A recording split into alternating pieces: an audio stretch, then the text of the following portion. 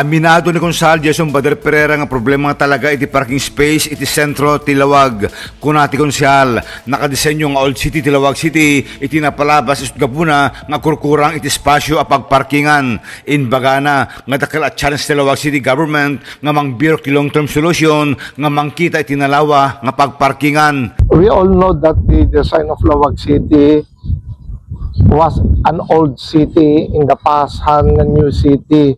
So we really knew for a fact that one of the challenges that we are facing po akit the availability of parking slots. Iso karon ti mesang in lablaban tayo di ko apo, we identified many streets where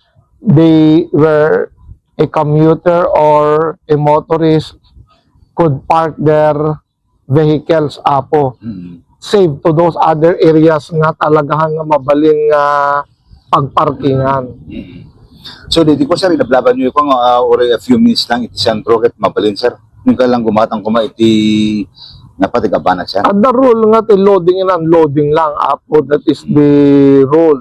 As to nagijay biit lang akit, it's technically that is really illegal, but as I could observe with our traffic enforcers, they are also reasonable.